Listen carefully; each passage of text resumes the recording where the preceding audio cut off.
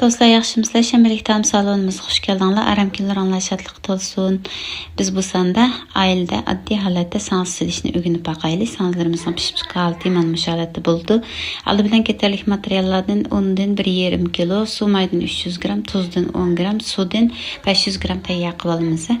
Aldi bilan suv mayın ikkisini bir javurga silib, tekshir aralashtirib olamiz. Undan keyin unning ustiga tuzni bayqa aralashimizni to'kib, xamir yo'g'irib olamiz.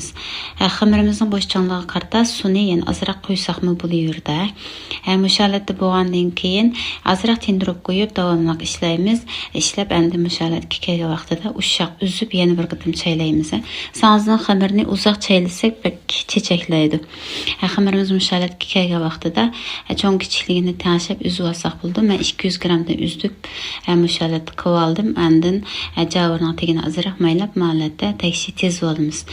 Ondan keyin 10-20 minut atrofida qozon may qo'yib olamiz. Undan keyin manandek vazni tayyor qilib olamiz. Vazimiz cho'nqiroq bo'lsa, men ustiga bir qachini ko'mtirib olsak bo'ldi.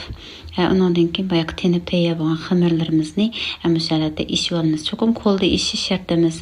Manandek ambalga lag'man jiz qilgandek qilib essakmi bo'laverdi.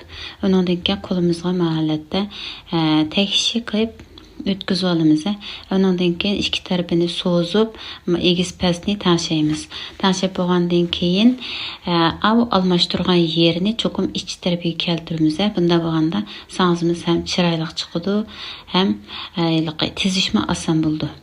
Mavi cho'qib o'tkazib olgandan keyin asharni almashtirgan yerini cho'qim o'ttirsoq keltirib olamiz. Mana musholat keltirsak bo'ldi. Undan keyin normal qizigan mayga silib, musholatda solamiz. Sangizni burundan sapaq qilib bo'lsa, uzunroq o'ttirsini uzunroq turg'izsizlar. Agar burunda sapaqmagan bo'lsanglar, yumshoq vaqtida meningdek egib olamiz. Yumshoq vaqtda egib olsak, pisilish oson bo'ldi. Undan keyin cho'kini mush qaychi holatda giralashtirib, sangizini yumaloqroq qilib egib olamiz. Birdan turg'izgandan keyin sangiz sal qatidi.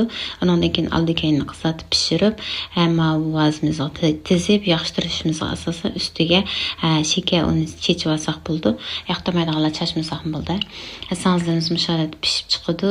Chechaklishini aytib chiroyli, lekin silinishini tazmi chiroyli qilib sat bo'lamadim. Men bu kasbiy sangiz yoki kasbiy pishiriqchi bo'lmag'achqa, mushunchalik qilardim do'stlar. Sizlarni cho'qim qila olasizlar.